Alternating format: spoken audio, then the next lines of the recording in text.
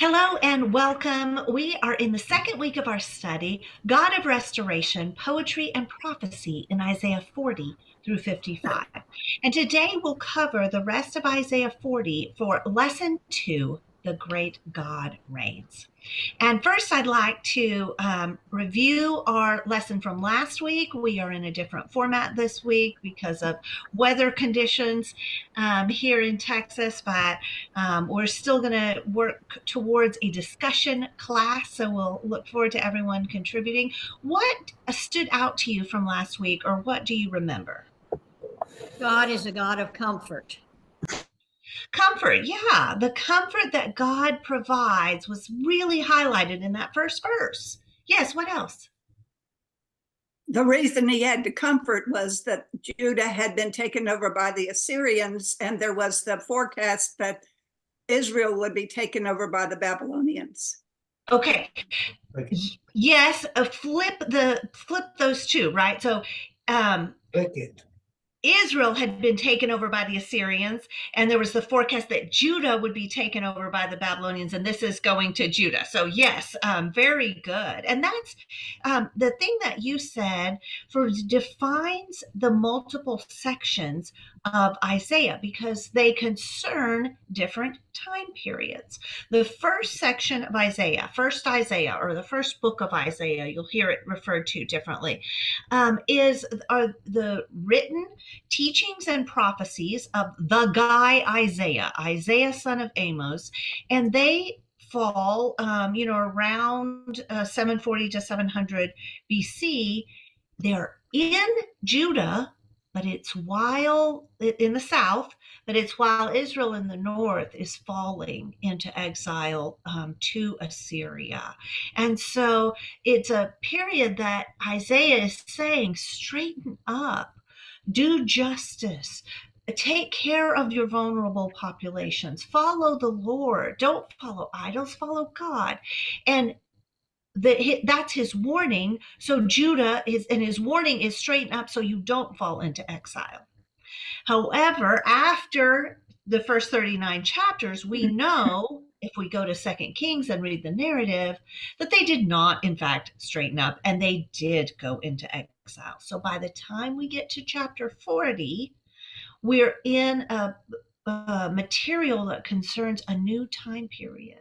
It's 150 years later. They have gone downhill during that time and then been in exile for maybe 40 or so years. So they are in exile, and it's almost time for the exile to be over. And that's the audience, those who are suffering in exile, but God comes to them and says, I'm about to rescue you, and I will rescue you by my presence, and I will comfort you myself. Right. So that's the context of our section in second section of Isaiah, second Isaiah, sometimes it's called, in Isaiah 40. Right. What else? God had not given up on Israel. He had planned a way for redemption for them.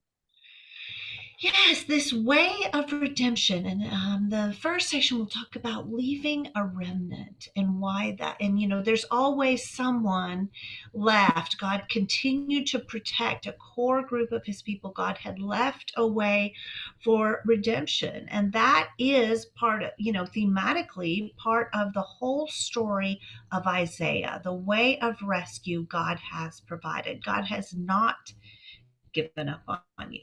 Absolutely. What else?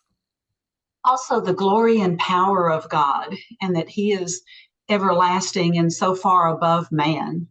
And then that continues on through today. It definitely does. Yeah, that comes up over and over, doesn't it? So the idea of that God is coming in glory and that God is already the king in power, that showed up in our little intro, and then in our longer intro, verses 12 through 31, we see that idea multiple times as well. Yeah, we'll discuss that definitely. What else stood out?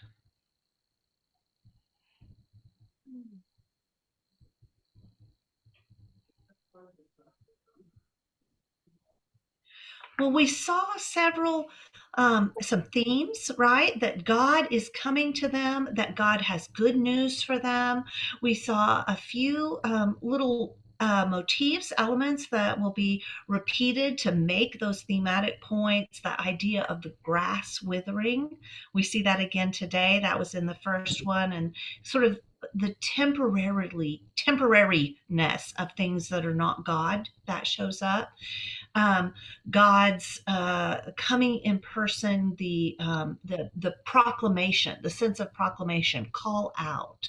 Those things showed up in our story last week, and so we're sort of poised to go right into our passage for this week, and we're going to see some of those elements and more. So, someone please read for us. We'll do 12 through 17 to start with. Isaiah 40, 12 through 17.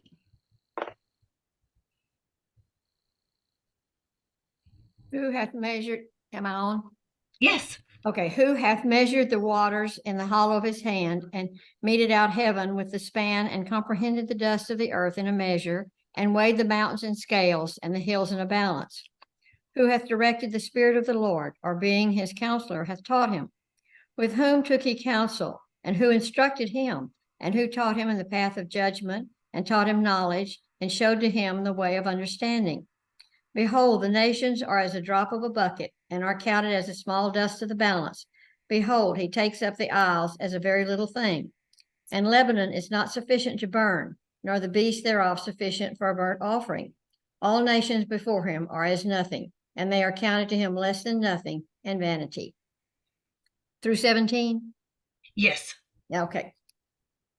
Yeah. Well, I think I said 17, but Go on. yeah, that's good. No, that's good. Okay. Thank you. Uh-huh. Okay. So let's start back at verse 12. So I just got distracted listening to the differences in translations. That always gets me, right? It's super interesting. So, yeah, let's go back to 17. All right. So these are sort of written as questions. But they give a series of visual images, right? What's the visual image given through this little series of questions? That God is So- measuring the waters with his hand, and the dust, of the earth, and he's weighing the mountains. To me, that is speaking about God doing And the those span of heaven. Okay, yeah, in the span of heaven, weighing these things, right? What else? Someone else started to speak. Then it goes Uh, back to creation, doesn't it? Mhm. Right. Yeah, it really hits this idea of creation. And the question is, who has done these things? And Sharon points out that it's obvious that this is rhetorical. We're speaking about God by asking who has done these things. And it's this image of the creator, like weighing out the building materials before he starts his project. It's like a recipe to him where he just weighs out the ingredients, and he's going to put it all into the creation that turns out to be the weight of the mountains and the dust of the earth and the span of the heavens. So it's a rather majestic image because the creator can do these sort of, treat this massive scale as something that he's completely in control of. It's pedestrian, right? Now, Other is thoughts? is the prophet the one who's talking here? Who's Yeah, who's the I narrator? think so. This Isaiah 40, I think we're into the material that it's written by the person we're going to call the poet. Whether that's Isaiah himself projecting into this time period, or whether it's one of Isaiah's disciples who is kind of preaching on, writing on Isaiah's themes. This is the person we'll call Isaiah or the poet, right? Okay. And would be so speaking about God. The point is that whoever this prophet is, they're speaking about God rather than this This isn't a quote, right? This isn't them saying God said this. This is them saying about God. Does that answer Okay. what you're Mhm, getting at? mhm. So My who has commentary, oh, Deanna, Go my ahead. commentary mentions that this is a way to persuade the people that to trust in the Lord, that He has the ability to deliver, strengthen, and restore His people. Okay. So that is so this is the idea of like, why are we talking about these subjects, right? Look at verse 13 and 14. Who has done what? What are these about? What's 13 and 14 about? It's about God's power. Who instructed him? Who told him how to do all this stuff? Yeah. Did he need a Did lesson? did he need it? Yeah. Right. And the implication, I see some heads shaking. The implication is no, God didn't need a counselor. He didn't need a teacher. He didn't need someone to inform him in order to do these things. Again, So, it's revealing his glory. again, yes, the power, God didn't need a collaborator. And now a Babylonian mythology of creation. So every society has their myths. And when I say myths, I am using this in like a technical sense of a foundational story of a culture. So if I use the word myth related to the biblical story, what I'm saying is that that forms the foundation of how the Bible believes the creation relates to God, rather than saying whether it's true or false. I'm not saying that it's false by using that word, but every society has their own mythology, their own foundational understanding of how the world came to be, doesn't it? And the Babylonian stories described creation as a battle and a you know beings of power in conflict with one another and having these battles, and that's how creation comes about.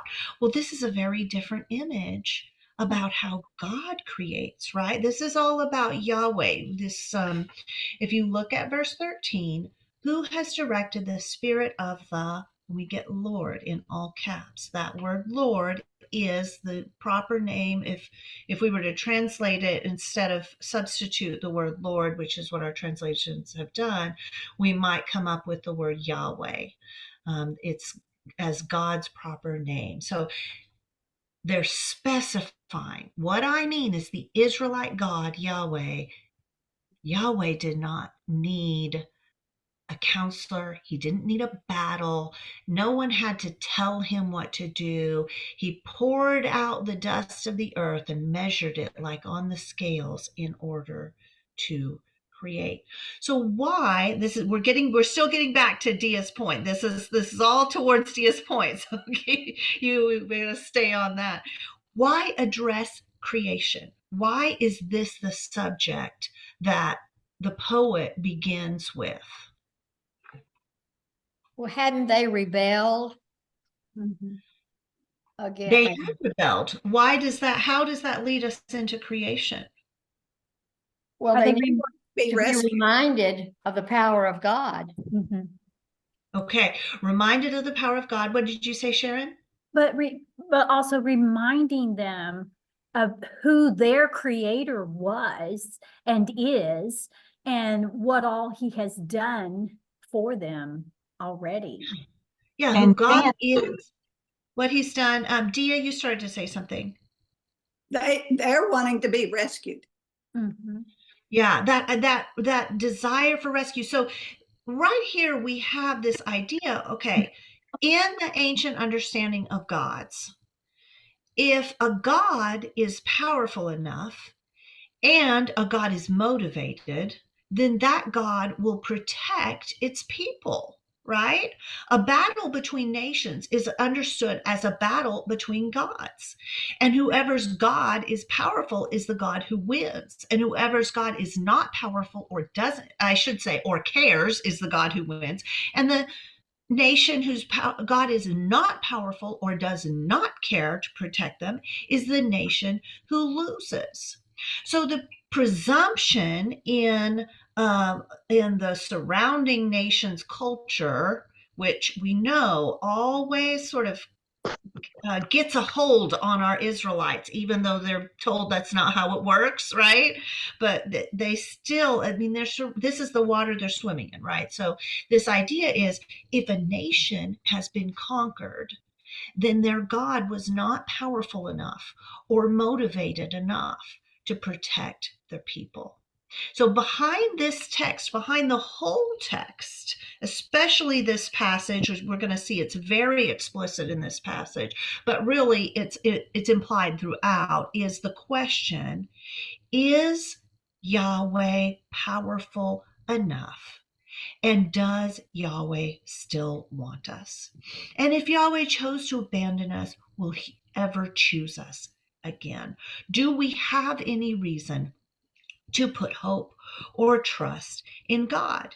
And we'll come back to this at the end of class, but isn't this, one of the biggest questions of modern life as well, right? If there is a God and we look around and see our world is messed up, then what's happened, right? Can we believe in a God that lets this, the problems that we see occur? Can we believe in a good God when we're surrounded by trouble and evil? And so we relate to their question as well, which is born out of their suffering. If we have a powerful God and a God who loves us, then why are we in exile? And so the poet begins with addressing creation because creation is at the heart of God's power, isn't it? When we And his say, plan. and God's plan.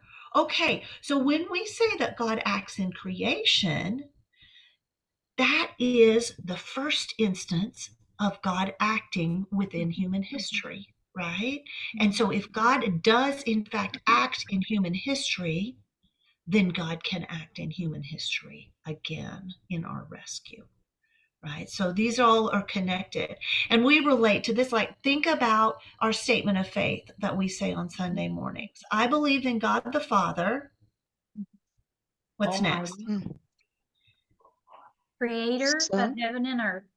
Yeah, creator of heaven and earth, maker of heaven and earth. To be a maker, a creator is a work of ultimate power and imagination, right? To create order out of disorder or something out of nothing speaks to us now and we know would speak to them then. You have the creator of God who is the maker of heaven and earth. Yeah. So, Deanna, Go ahead. I in conversations I've had with people, and sometimes we limit God's power because the lack of understanding. And if we today as educated people have a hard time understanding the word, can you only imagine the lack of understanding in Israel's time,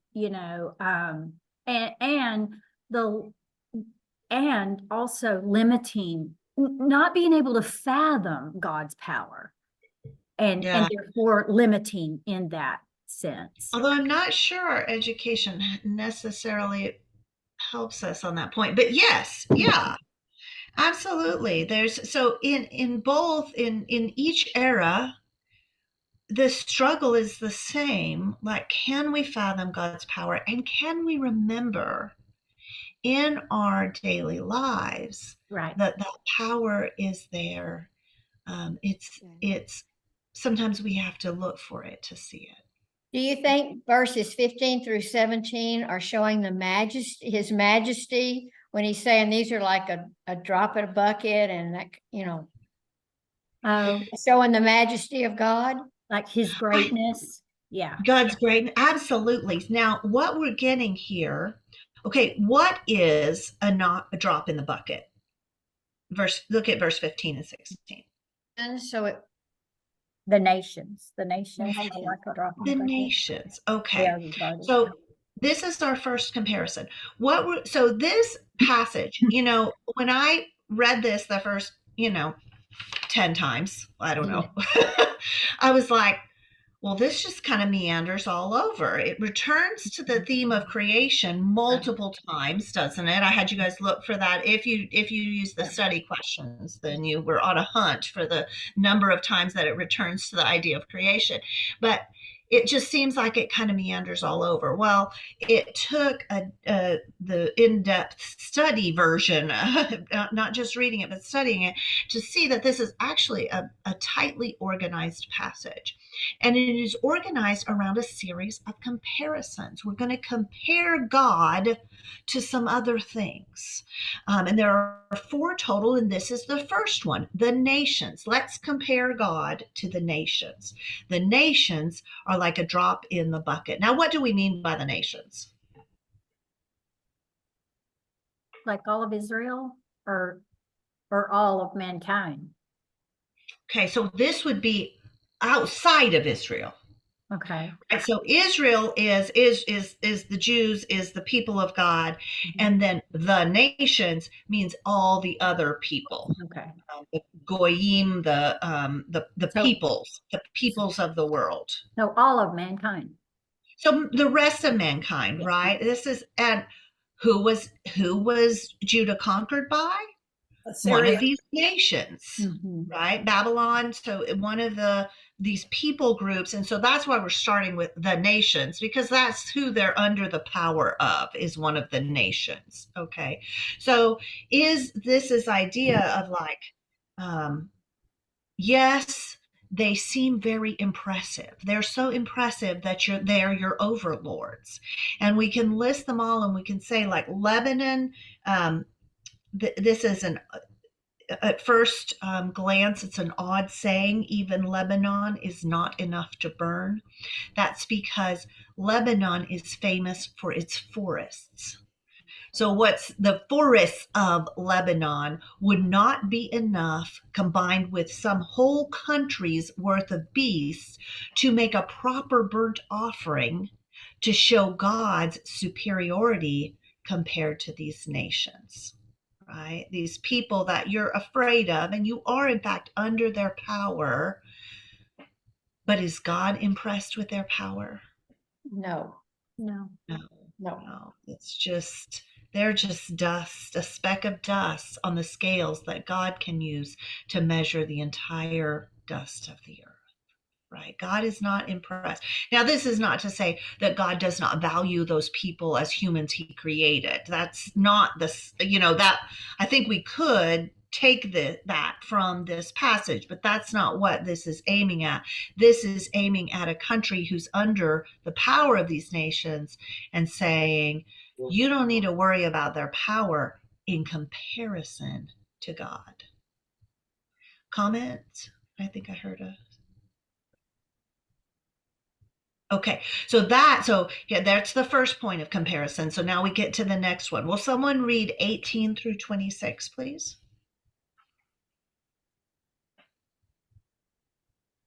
To whom then will you compare God? What image will you compare him to? As for an idol, a craftsman casts it, a goldsmith overlays it with gold, and fashions silver chains for it. A man too poor to present such an offering selects wood that will not rot. He looks for a skilled craftsman to set up an idol that will not topple. Do you not know? Have you not heard? Has it not been told you from the beginning? Have you not understood since the earth was founded? He sits enthroned above the circle of the earth, and its people are like grasshoppers. He stretches out the heavens like a canopy and spreads them out like a tent to live in. He brings princes to naught and reduces the rulers of this world to nothing. No sooner are they planted, no sooner are they sown, no sooner do they take root in the ground than he blows on them and they wither, and the whirlwind sweeps them away like chaff. To whom will you compare me? Or who is my equal, says the Holy One. Lift your eyes and look to the heavens, who created all of these. He who brings out the starry host one by one and calls them each by name. Because of his great power and mighty strength, not one of them is missing. Thank you. Okay. So this is explicitly telling us that the question is, who are you going to compare to God? Right. So now we're about to get our second comparison compared to the nations. And now in verse 18, who are we going to maybe compare to God? Other gods? The Yeah. idols. Specifically, they're idols, right? Mhm. They're statue idols, right? Mhm. So we've heard about the God as the great creator, right? What is an idol like in comparison? It has to be created. Right. Right. And It's made by a smith or a craftsman, a thing made rather than a maker. Yeah. What else? I heard someone speak up. I just said man. Mhm. Yeah, mankind, right? Made by a person who is also made, right? Men and women created beings are then creating a thing. How does that, it's like twice removed, right? Compared to our created God. And you notice that it's either cast out of metal and covered with gold, or if you can't afford it, then what do you have to do? Wood. Get a tree. Yeah. Try to get one that won't rot, Yeah. right? So how does the poet here make the idol look kind of ridiculous? Well, it mentions Well, a it's matter useless. that won't topple. Something's It going to mentions happen that it to it. won't topple. Sandy, I'm sorry. Something's going to happen to it. It's not a forever thing. Right. Right. If it could rot, then it's not a forever thing. Yeah, great point. What else? Even if it Anything that didn't rot, man it could made. burn. Oh, sorry. The gold could tarnish. Yeah. Yeah. Sharon, what'd you say? I said though, even if it didn't rot, it could still burn if it's wood. It could. And so this is this theme of the ridiculousness of idols will be repeated. It comes back up later in later chapters. And the idea of like you take half and make a fire with it and the other half and make an idol with it and cook your food over the fire half, will be part of how that one shows like the ridiculousness. Yeah. Mary, what did you say? Anything man-made has to come from other materials, whereas God can create out of his own being. That's right. Yeah. So, and you notice they have to decorate it so it looks pretty, right? You have to make some chains of silver. Get a silversmith so that it doesn't look boring or ugly. And so it's quite like a skilled bit of writing to take this short bit, and it's very there's layers of how the idol looks ridiculous. Power, creation, and sovereignty versus this made thing that might topple, might rot, needs to be decorated. Yeah. Now, we have to address this because an idol is like a statue thing, right? But it represents a god that is not like, would the Babylonians have thought that the made thing was the actual god? Like, yes, these are ancient peoples, but they're not stupid people, right? They don't believe in all of the eras that we look back. Those who use a statue as part of their worship, I'm using the word statue because it's hard to, when you say idol, it's hard to distinguish between the made item and the god it represents. But they knew that they didn't think they didn't think they were making a god when they made their idol statue. They believed they were making a representative of that God, right? They still believed that there was a God outside of the thing. But if they The worship that idol, then that God was supposed to do what they wanted. Yeah, there that appears in several ancient religions. The idea that maybe you can get the correct worship pattern, and if you do, then the God will have to do what you want them to do.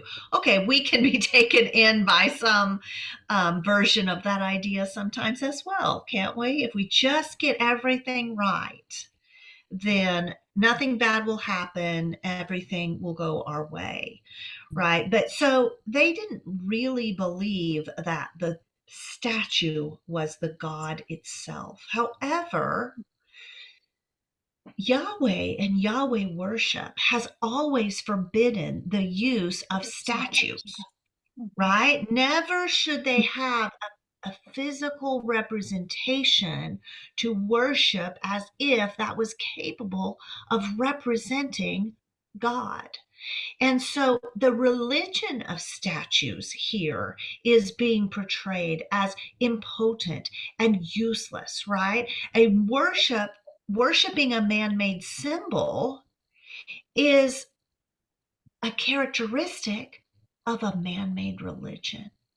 It's a made thing every bit as much as an idol statue is a made thing. None of this can compare to God. Comments on that? Thoughts?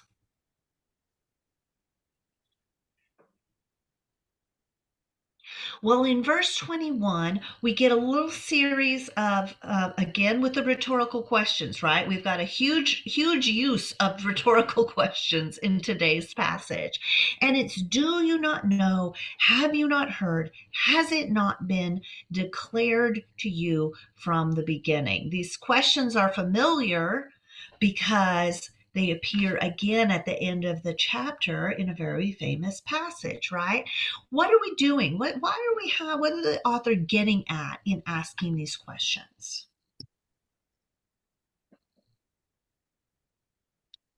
Are you not paying attention?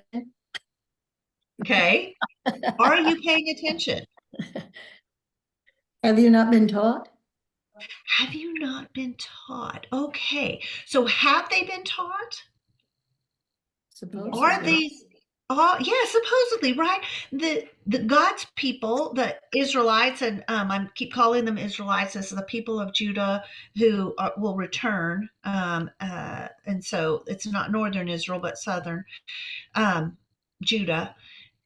Are these people, should they know who God is and what God is like, right? This is the lessons of their heritage.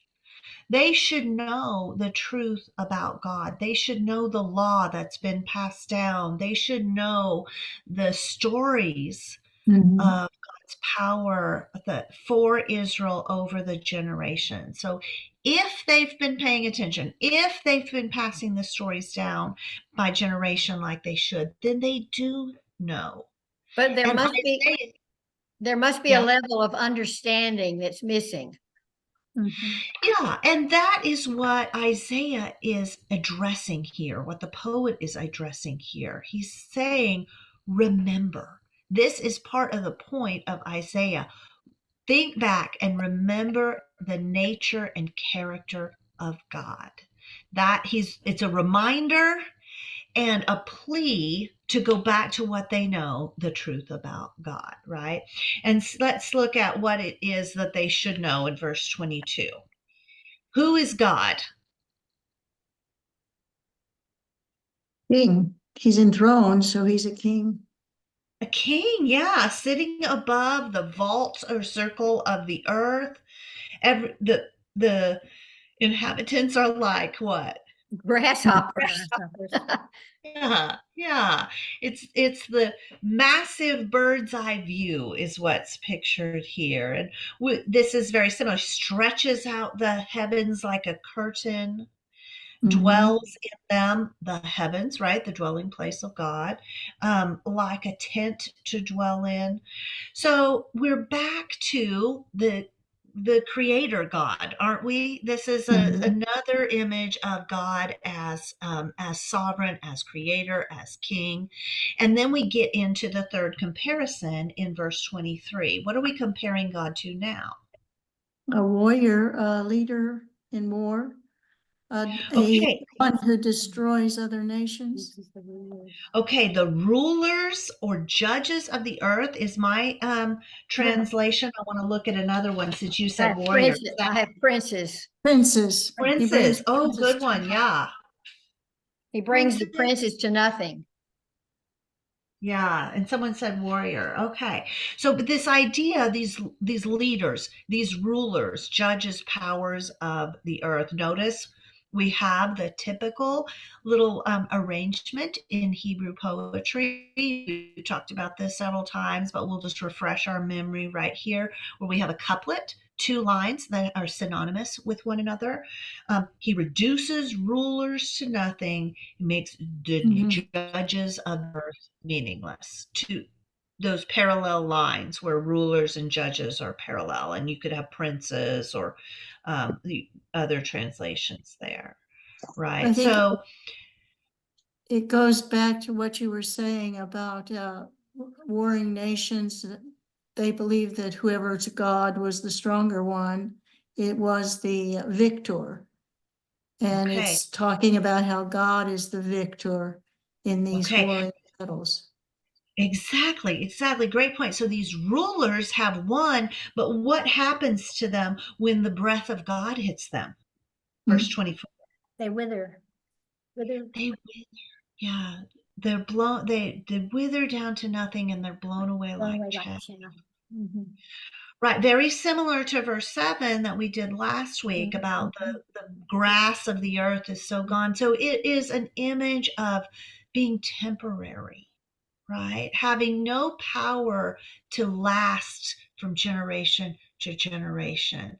So if you've been, the message here is if you've been wondering whether God is powerful enough and attentive enough to actually bring the promised comfort, the promised restoration, then think about how temporary the earthly powers are. One conquers another and they blow away like withered grass or like the chaff. Right. And it repeats this explicit idea of we are comparing. Comparing is what we're doing here in verse 25, doesn't it? Now, in verse 26, we get the final and fourth comparison. They're supposed to look at who created the what. Heavens. Everything. The heavens, and within the heavens, the what?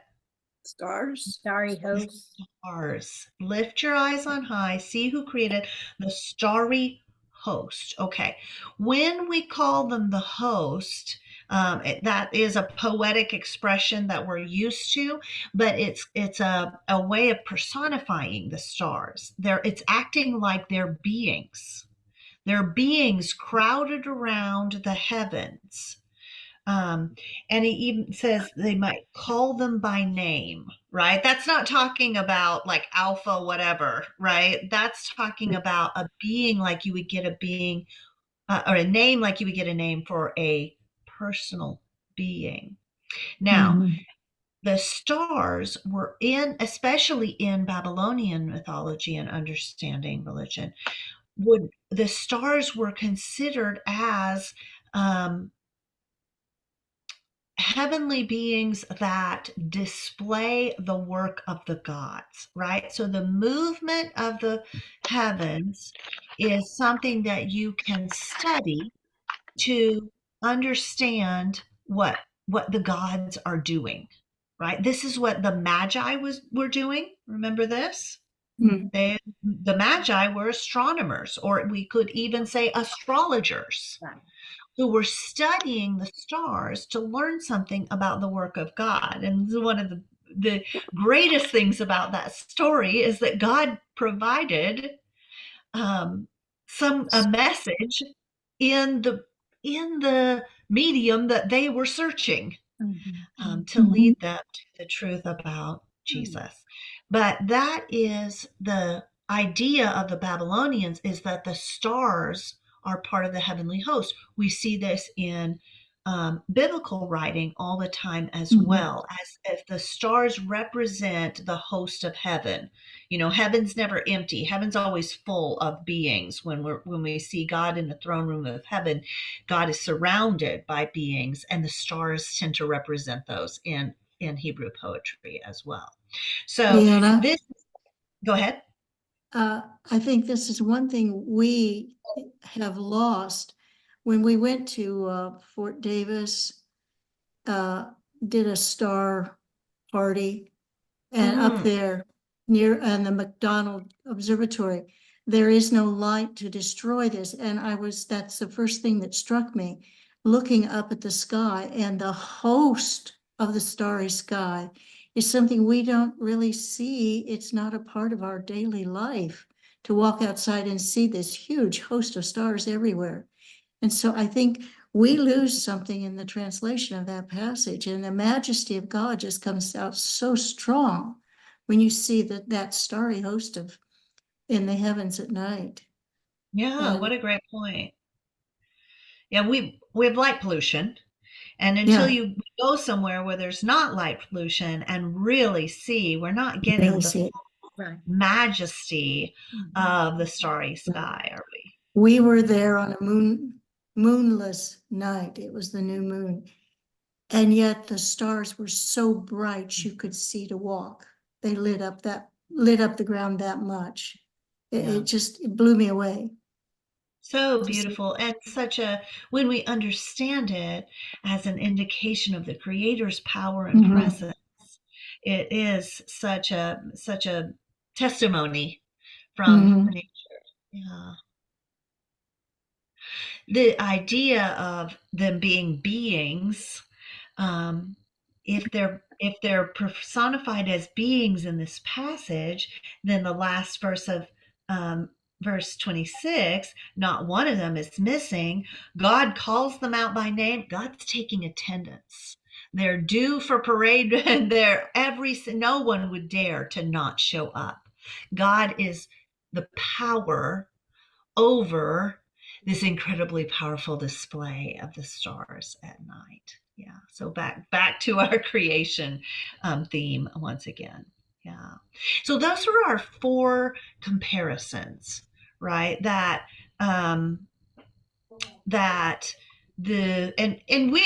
we have astrology in our culture. We see it. But the idea here is that God is the one really in control and powerful over all of that. And our 4 comparisons have been the nations, their idols, their rulers, and even their heavenly beings, their heavenly powers. Yahweh is superior to everyone. So that's kind of the organization of that central part that seems to meander all over, or at least it did seem to me to meander all over. And yet it is sort of organized because it marches through those 4. Yet, so the poet has said, look how Yahweh's superior, 1, 2, 3, 4. And yet what is Israel saying? Verse 21. Oh, I'm sorry. Wait, did we even read that? Verse 27 is what I meant, but we haven't read that yet, have we? No. Okay, let's do it. Let's read 27 through the end of the chapter, please. Why do you say, O Jacob, and complain, O Israel? My way is hidden from the Lord. My cause is disregarded by my God. Do you not know? Have you not heard? The Lord is the everlasting God, the creator of the ends of the earth. He will not grow tired or weary, and his understanding no one can fathom. He gives strength to the weary and increases the power of the weak. Even youths grow tired and weary, and young men stumble and fall, but those who hope in the Lord will renew their strength. They will soar on wings like eagles. They will run and not grow weary. They will walk and not be faint. Very good. Thank you. Okay, so verse 27, what is Israel saying? Or Jacob. They use Jacob and Israel. They are talking to Judah, but that's because that's who's left out of all of Israel is Judah. So, what are they saying?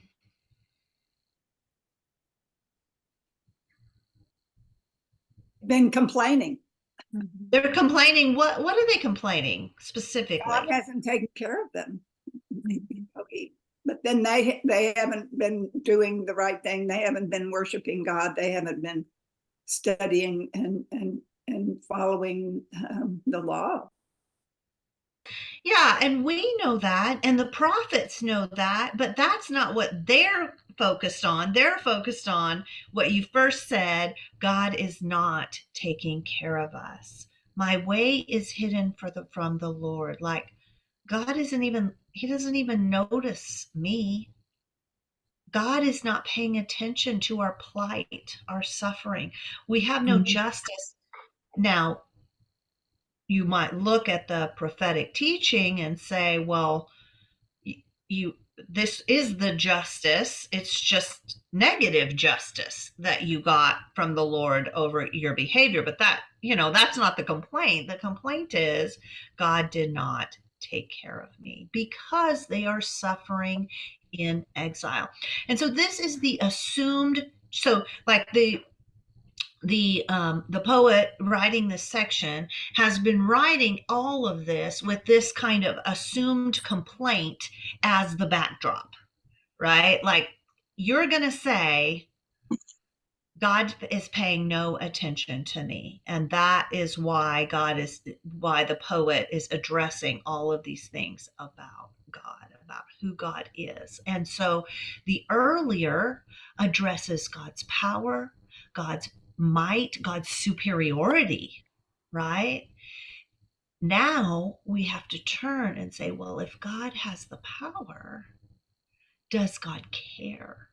Where is God's love for me? Where is God's chesed, so God's covenant loyalty, covenant love for me? And so beginning in 28, we get the answer to that question as well. God's covenant love, right? Verse 28 through 31 is the reminder of who God is. And that's the reason that we love this passage. For whom is this a favorite Bible passage verses?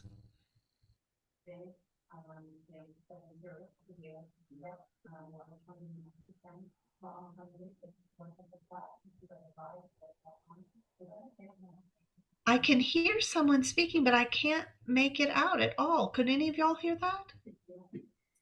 I'm so sorry to miss it, whoever was speaking, but I couldn't get that.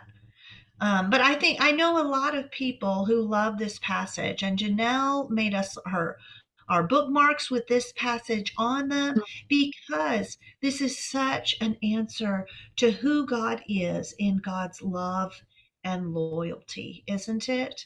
God is everlasting. God is the creator all the way to the ends of the earth. God didn't get tired of watching over Israel and abandon them. God doesn't lack understanding and strength. And so the message here is that you can trust God. Yes, you are suffering now. And yes, God did let that happen because of God's justice.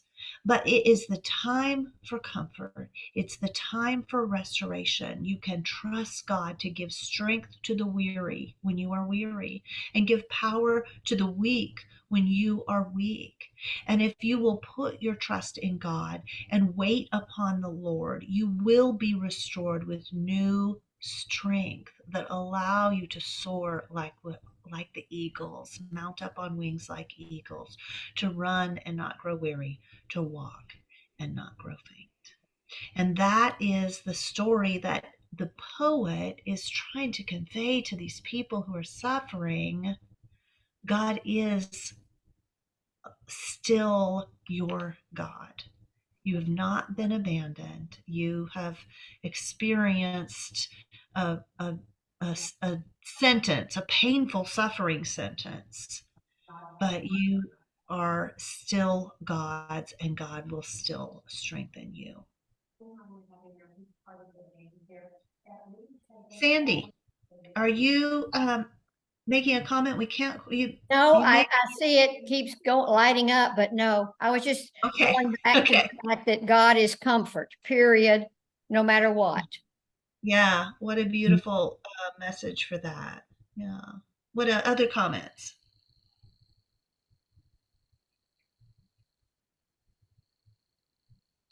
Well, we've seen several elements that are going to be important in our section of Isaiah. Creation, God as the creator, God as sovereign, as the heavenly king. We'll see that multiple times, sitting in power over the creation. The silliness of idols, right? That comes up over and over. And really, this deep theme is remember the truth about God. Right? And this is the good news for those who are trapped in difficulty or suffering. It's true that if God, in fact, has the power, then God allowed our suffering to happen. But there is good news that God's love is still with us and God's rescue is still coming. And so we can understand the questions that the Jews were asking, right? Is God powerful enough to save? When we suffer, these are our questions as well, aren't they? Is God in control? And if so, why do terrible things happen? And our passage today has said that God is in control. And even after suffering, we can trust God to strengthen and rescue us and be with us. Well, any other final comments? No, this is written as poetry. Even my version, it looks like poetry, and you keep referring to the poet that wrote this. Do you feel that Isaiah is the poet that is writing this? Do you think it was one of his disciples or someone else that wrote this particular part? So I don't know. No one knows. I tend towards the theory that it is one of Isaiah's disciples writing in contemporary with the people that he's writing to. That is more of the common sort of scholarly approach. The traditionalist approach says that it's all Isaiah. I think either are possible, and either one I would understand as being inspired work. I think a later disciple, and I sort of think that there's a part of the reason for that is not just that it's contemporary with this time period, but that it kind of takes a new take on the earlier section's themes, right? The earlier section, it's to a different audience, and this speaks to some of the same themes, but in a new way. And the reason that I call it the poet is because of how lyrical the material is, right? It doesn't, so we could write it, the translators decide whether to write it in short lines or full prose lines, right? That's a translator decision. And, we've had passages that we've looked at before where I said, well, I think, this should probably be written. We did this in Colossians on the Christ hymn, where most translations write the Christ hymn as in just blocks, right? Like it's prose, but it reads like it's poetry, right? So why do we view this as poetry? The short lines are an indication that our translators thought so, and why the sort of repeated phrases, the amount of visual imagery in it, right? It's quite like it keeps conveying these heaven stretched out like a tent, or there's several passages, lift up the islands like fine dust. That's not a literal description, right? That is a poetic, a metaphor, some kind of lyrical version that conveys a lot, but it conveys it through, it conveys it through a poetic type of communication. So that's why I would call this person the poet. Might it be Isaiah himself? Yeah, it sure might. But since you asked my opinion, I gave my opinion. Did I answer your question? Yes, thank you. What else? Okay, well, great lesson. I really enjoyed the discussion. Thank you so much. Thank you for your willingness to switch to the online format so that we could all be here instead of a couple of us downtown and the rest of us on Zoom, which I think this works better, really. So thank you for being here today. And next week, our class will be over Lesson 3, The Servant of the Lord. And we'll cover chapter 41 and go to 42:13. So the first part of chapter 42 as well. So about 1 1/3 chapters for next week. Thanks, everyone. Thank you, Deanna. Jeanette